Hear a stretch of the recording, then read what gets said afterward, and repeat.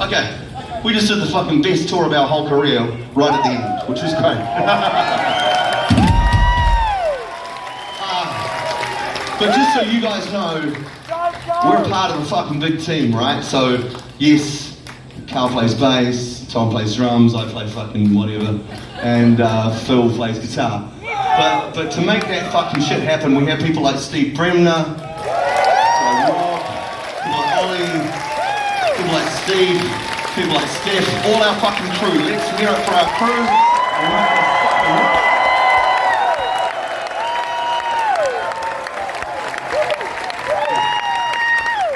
Everyone's got a job that's just as important as everybody else's. What's that?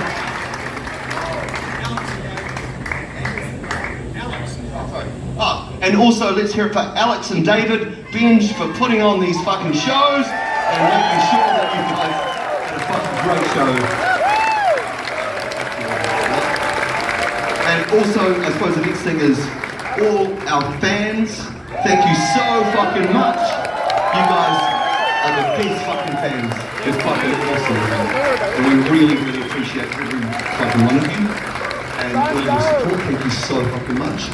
And to our families, our amazing families that let us do what we do, thank you so fucking much.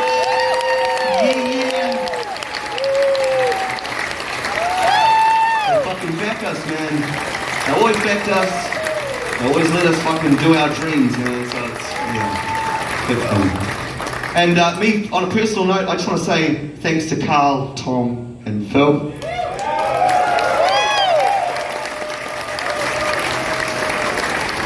I'm going to use my snorkel mic. Have you got my snorkel mic on? Yeah! Thank you. Okay. I need to say everything that John's just said, but I also need to say thanks to Karl and John and Phil. Walked out of Wellington High School just down the road. The first show we did was on Taranaki Street at the church. That was the first show we did. Very first show, Taranaki Street Church. And then the second show we did was at the Clarendon Tavern. We were all underage. It was very legal. Yeah. And we were supporting TAB. We were supporting TAB. And there was a whole bunch of skinheads there. Yes. And we always thought, because we were so fucking young, we thought that the skinheads were just normal punks and they'd be all lefties, but they were fucking hardcore. And we were like these little protected fucking middle class fucking suburban bogans. And they were fucking scary. But we fucking gave it stick and they fucking liked us. Oh hey, this guy here, JK, he actually, he was our first guitar tech. And You poor bastard. yeah bro. Come on, mate. And you know that Johnny Too Good black telly that, you know, is fucking iconic and shit? Yeah, pass it over, folks. My one from black stuff.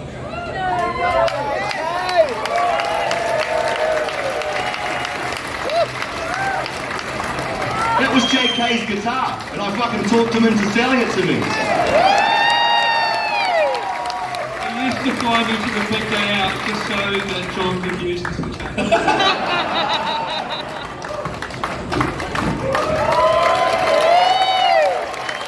Spent the whole 90s travelling around New Zealand with these guys. Like the greatest, most high energy band New Zealand has ever produced. Yes! I'm so proud to be spend that 6 years with them.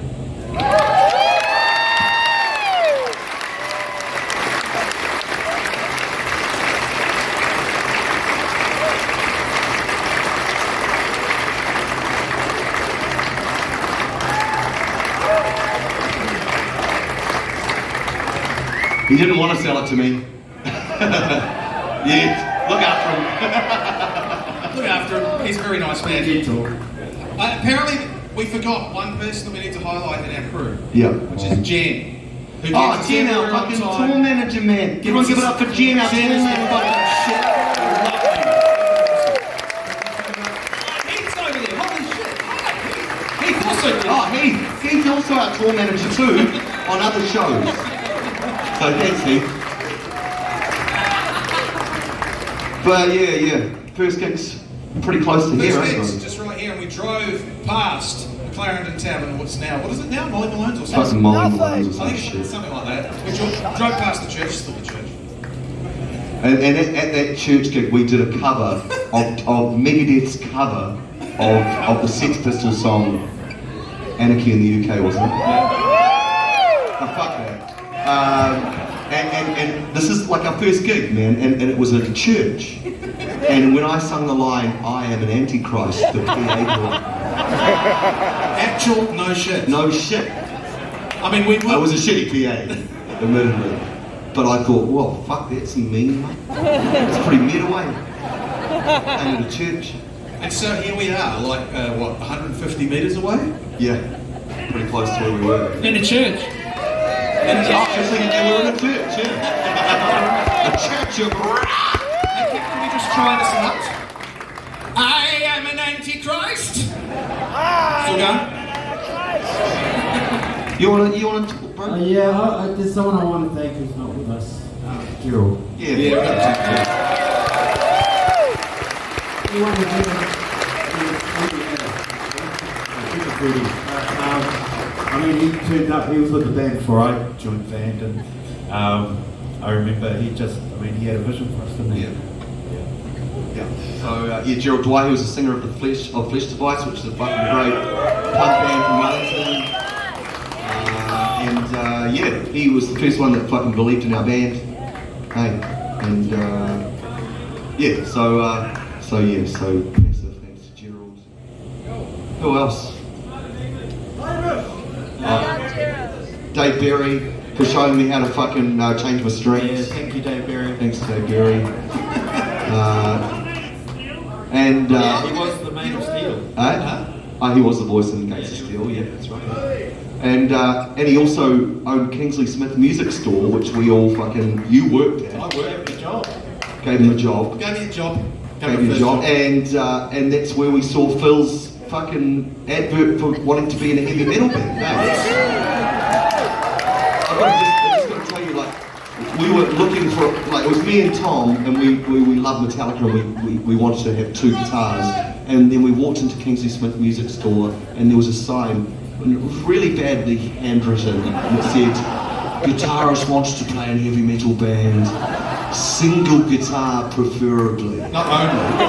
Single guitar only. Oh, single guitar only, that's right. And someone had written underneath in Crown, "What's wrong with married guitars?" and so we called this number, and this dude goes, "Oh yeah." And we're like, "Hey man, we saw your advert, we're really interested, but we have another guitar player, and how do you feel about that?" And he was like, "Well, can you play something down the phone?" and all we had was an acoustic guitar with two strings on it, and he wouldn't not, and we were saying, "Well, it's not going to sound shit," but he's like, "No, you're going to fucking play, man." So I think I played a bit of Metallica Master of Puppets on a two-string acoustic guitar, and he was like, "Oh, that's pretty tight. I still prefer single guitars." But yeah, and that's how we met. So that was fucking Kingsley Smith Music Store, Manus Mall.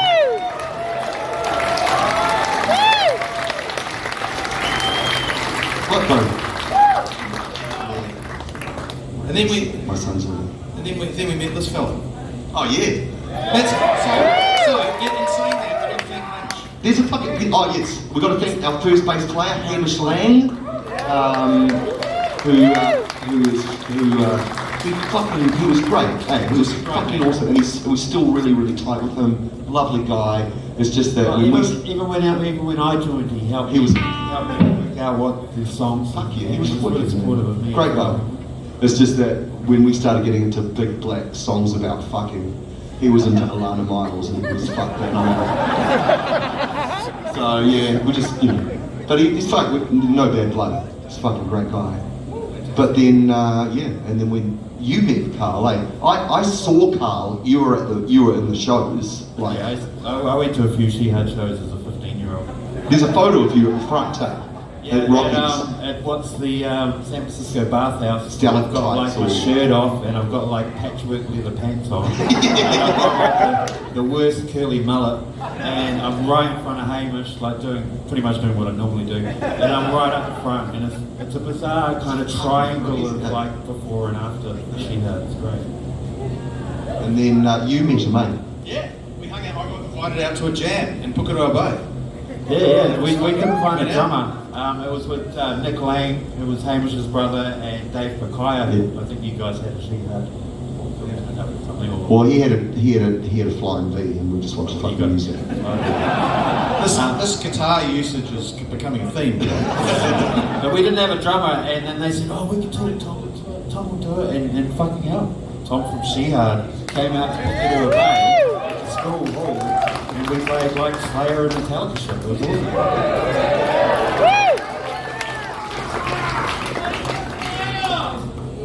Oh, yeah, there's one more person that I think we should thank.